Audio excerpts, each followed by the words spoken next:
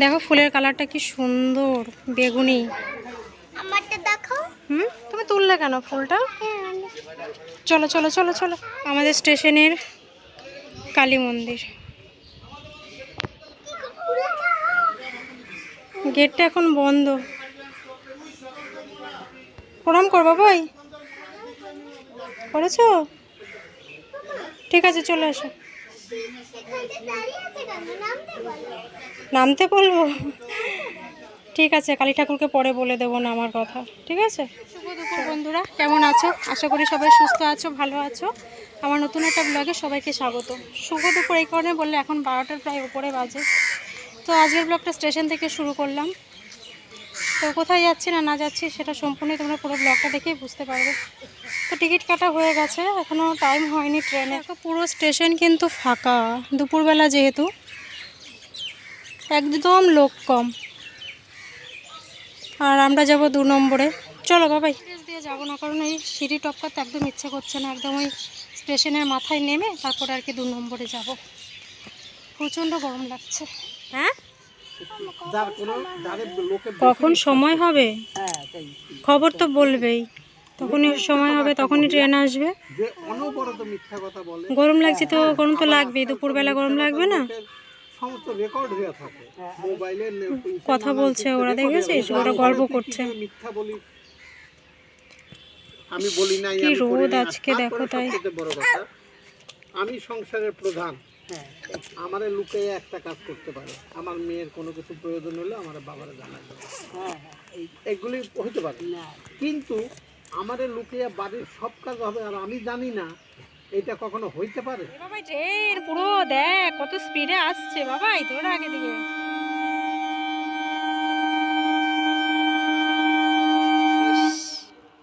কি হর্ন দেয় মাইরি।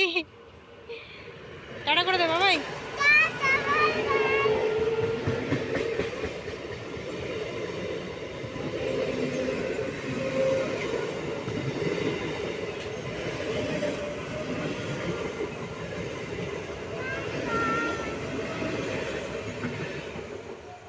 যা চলে গেল। চল এবার আমরা আস্তে আস্তে ওই পাশে যাই বাবা, নাহলে আবার আমাদের ট্রেন চলে আসবে। চল।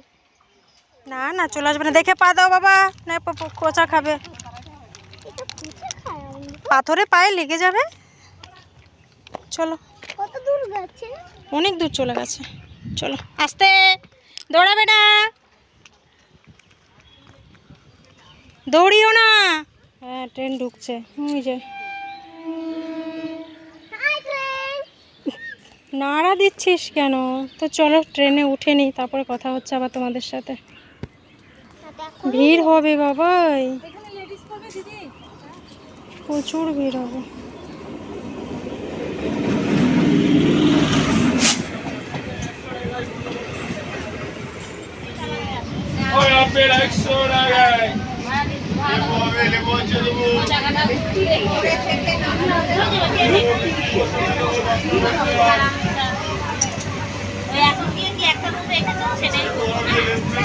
বাচ্চাদের ঘরে বাইরে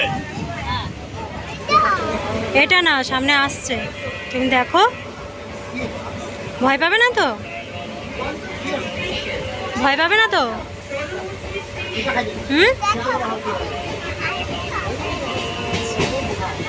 নদী আসছে, নদী নদী।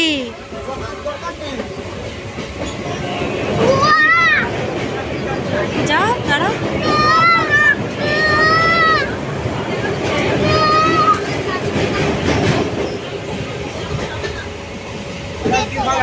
গেছে গেছে। হ্যাঁ ভয় গেছে, ভয় কমেছে।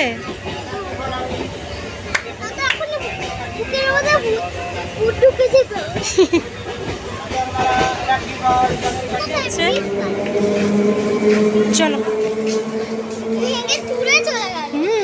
ভেঙে চুরে চলে গেল ওই যে চাকটা।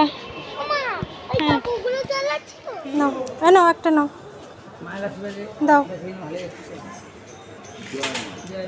দিয়েছো? তো দেখো আমাদের স্টেশনে হচ্ছে জাগ্রত কালী মন্দির। তো মায়ের কাছে মানত করে যাচ্ছি। তুমি নেবে? নাও নাও আসো।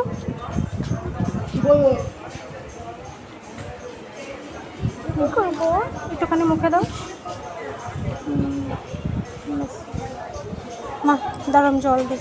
জল মানত করে নিলাম, মনের আশা যদি পূর্ণ হয় তাহলে অবশ্যই মায়ের সঙ্গে আবার দেখা করতে আসবো। তো চলো এখন অটো স্ট্যান্ডে যাই, গিয়ে অটোতে উঠবো। দুষ্টু কেমন গরম লাগছে? ও তুমি তো ইসে খাবে না, 7 আপ খাবে না? 7 আপ খাবে? দেখো চাকদা স্টেশন পুরো লোক ভর্তি। তো চলো আস্তে আস্তে যাই। কত করে বেদানা? 550। এত ছোট ছোট? ছোট কি জিনিস ভালো, ছোট তো বলে তো 100 টাকা কিলো। ওরে বাবা রে, দে আরে দে।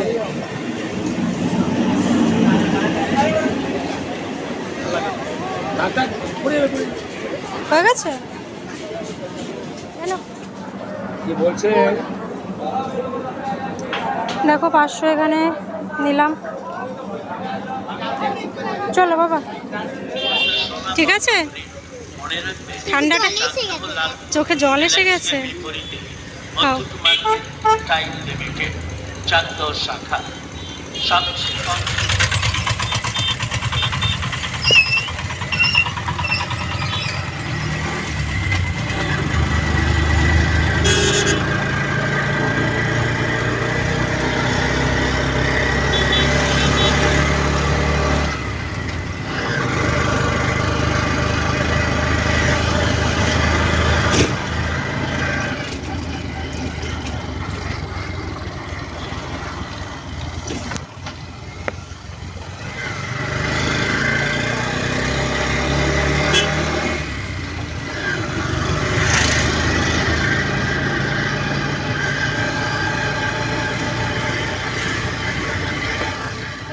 যে বাড়িতে এলাম, এখন একটু জল ঢেলে নেব।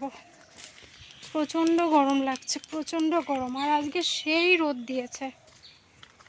আদুরি, এই যে আমাদের আদুরি। আদুরি, তো চলো আগে জলটা ঢেলে নিই। আগে দুষ্টুকে একটু জল ঢেলে নিই, তারপর আমি জল ঢালবো, পরে আসছি। তো দেখো স্নান করে নিলাম। টিপটা দেখি এইখানটায় এসে রয়েছে। হ্যাঁ মা, স্নান করার পর এখন একটু ভালো লাগছে। কি বলো? আমার সাথে বাজার করবা? হেই, এখন কিসের বাজার? খিদে পেয়ে গেছে। জামা কাপড়গুলো এখানে মেলে দিলাম, কারণ যেগুলো পরে এসছে ওগুলো ধুয়ে দিলাম। এত রোদ গরমে পুরো মানে ভেজা হয়ে গেছে। এই তুই কিন্তু লেজ দিয়ে বাড়ি দিবি না, তাহলে কিন্তু মারবো তোকে। আর আদুরি কিন্তু প্রেগনেন্ট, বুঝেছো? চল। Good morning. তো কালকে হচ্ছে ব্লগটা শেষ করতে পারিনি, তো সেই জন্য সকাল সকাল আবার ব্লগটা শুরু করে দিলাম। তো কালকে বাড়ি এসে খেয়ে দিয়ে ভুলেই গেছিলাম ব্লগ করার কথা। তো যাই হোক, এখন আজ কি বার? আজ হচ্ছে মঙ্গলবার। গুড মর্নিং বলো। Good morning. তো আজ হচ্ছে মঙ্গলবার। এখন ঘড়িতে বাজে হচ্ছে 7টা 24। যাচ্ছি একটু বাজার করতে, মানে আমাদের মোড়ের মাথায় বাজার বসে। তো ঘুম থেকে উঠেছি অনেকক্ষণ আগেই। তো চলো বাজারে যাই, বাজার থেকে কী কী কিনি সেটা তোমাদের সঙ্গে শেয়ার করছি। কি রং আছে!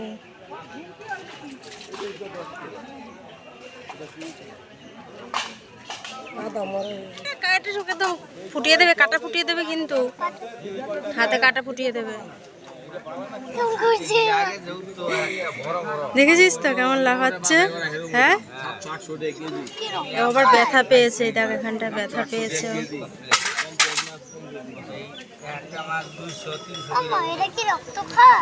না না বাবা, অনেকগুলি তো আছে।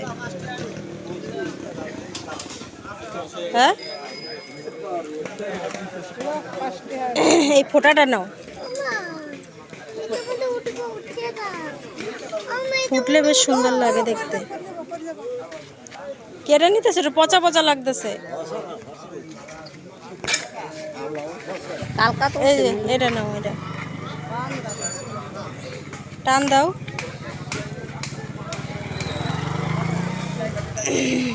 ধরে দাঁড়াও, ধরে দাঁড়া, ধরে দাঁড়া।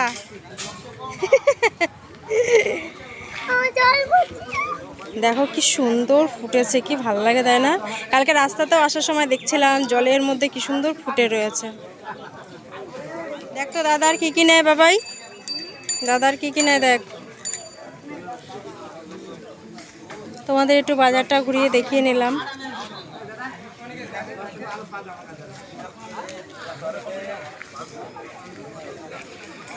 দেখো এই যে শাপলাটাকে মানে কেটে তারপরে এরকম ছোট ছোট টুকরো করে নিয়েছি, নিয়ে তারপরে শাপলাটাকে আর কি নুন দিয়ে মাখিয়ে নিয়েছিলাম, তারপরে যে জল দিয়ে ধুয়ে আর কি এইভাবে নিয়েছি। শাপলা দিয়ে হবে সর্ষে বাটা দিয়ে। আর এই যে দুষ্টু ছোটো মাছ খেতে পছন্দ করে দাদার হাতের, তো এই যে ওর জন্য হচ্ছে ছোটো মাছ ভাজা করেছে একদম কড়া কড়া করে, ও শুধু শুধুই খেতে পছন্দ করে। আর এই যে উনুনে রান্না হচ্ছে, এখানে হচ্ছে মাংসটা রান্না হচ্ছে।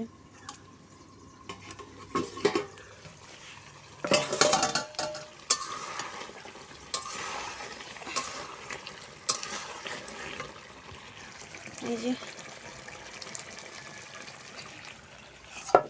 আর এই যে এখন ভেজে রাখা এই যে আলুগুলো দিয়ে দেব, আলু একদমই কম।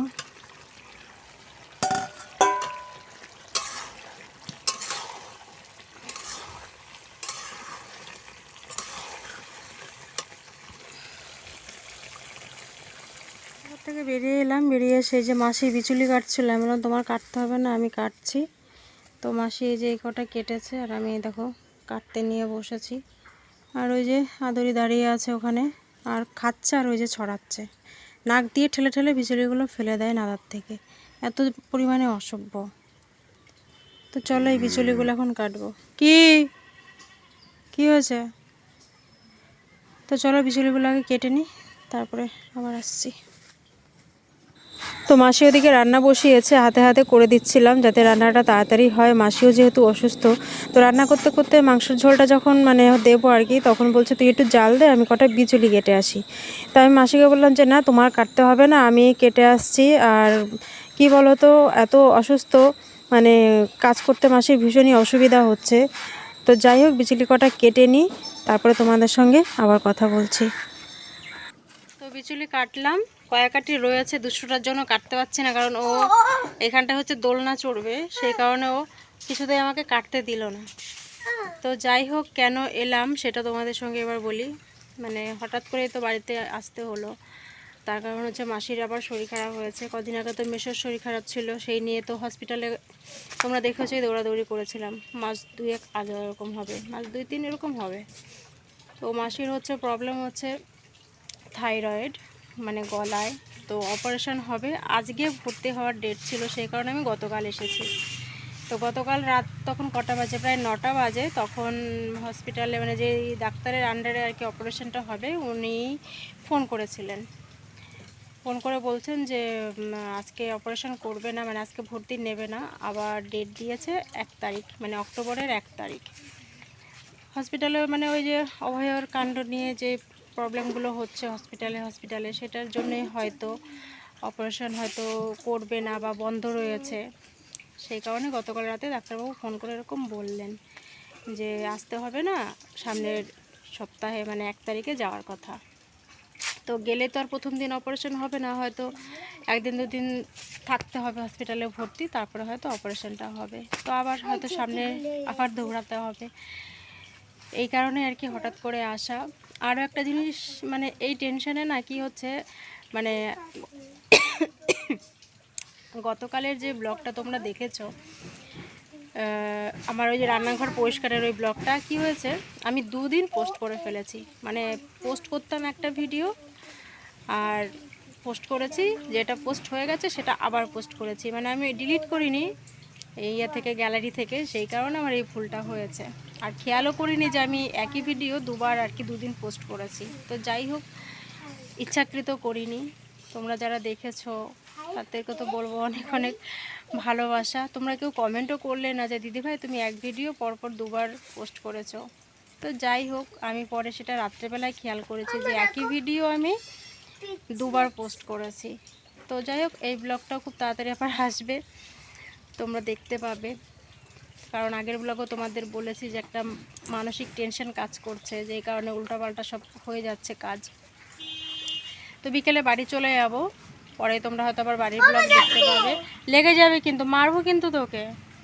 তো যাই হোক চলো ব্লগটা শেষ করছি। আর এখন ঘড়ির কাঁটা বাজে হচ্ছে 10টা 16, মানে সকাল 10টা 16। আর রান্নাবান্না প্রায় হয়ে এসছে, খাবো। সকালে একটু পরোটা খেয়েছিলাম, সেই কারণে খিদেটাও খুব একটা পাচ্ছে না। এত সকাল সকাল পরোটা খেয়ে নিয়েছি। তারপরে তো আমাদের সকালেও ভাত খাওয়া হয়, দুপুরেও ভাত খাওয়া হয়। বাড়িতে আসলে আমার একটু খিদেটা বেশিই পায়, তোমরা হয়তো জানো। তো যাই হোক চলো ব্লগটা তাহলে এখানে শেষ করছি, কারণ দুদিনের ব্লগ একসঙ্গে দেব, সেই কারণে হয়তো ব্লগটা বড় হয়ে যাবে। তো যাই হোক, তোমাদের সঙ্গে আবার পরে দেখা হচ্ছে। সবাই ভালো থেকো, সুস্থ থেকো, সাবধানে থাকো, ঠিক আছে? তো চলো আজকে টাটা টাটা বলে দেবো ভাই। টাটা।